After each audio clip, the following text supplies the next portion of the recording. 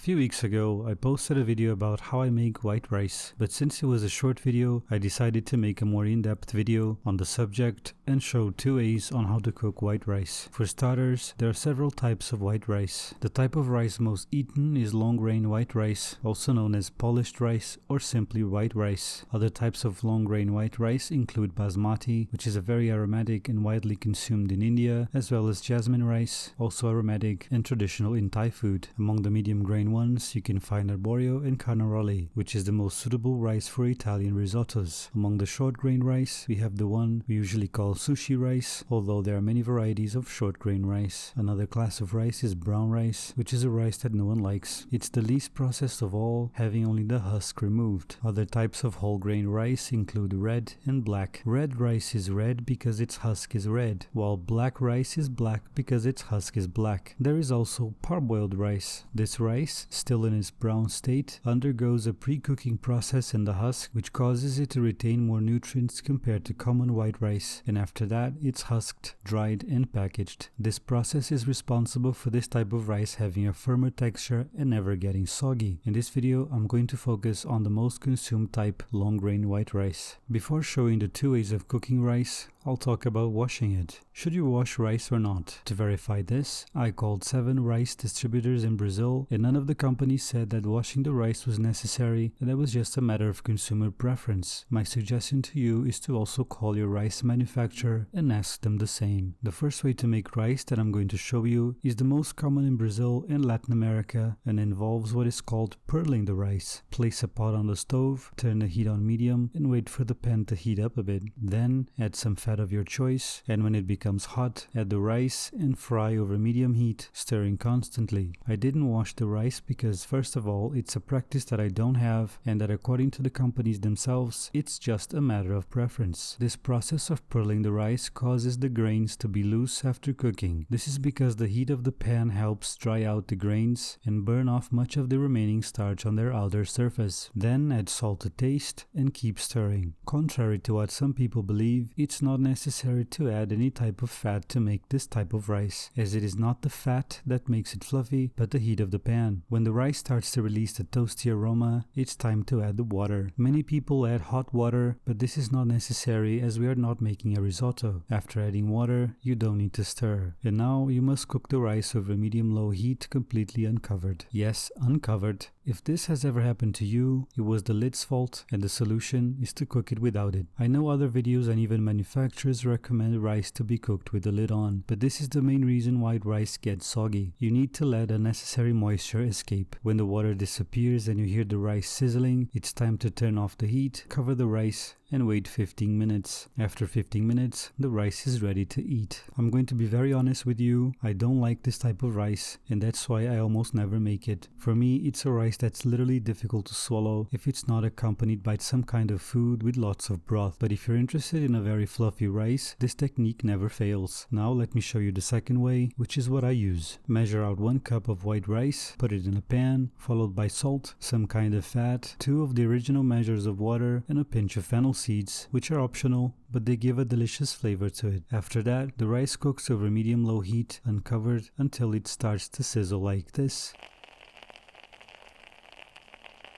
Then I turn off the heat, cover the pan, wait 15 minutes, and fluff the rice. For me, this is the perfect rice. It's still fluffy, but much softer and moister than the other kind, managing to keep its shape without falling off the fork. It tastes so good that sometimes I eat it by itself, literally with nothing else. Of course, you can spruce up your rice by sauteing garlic, adding bay leaves, cardamom pods, whole cloves, piece of cinnamon, and some carrot. Another thing you can add is a bouillon cube and many other things during the process of pearling the rice.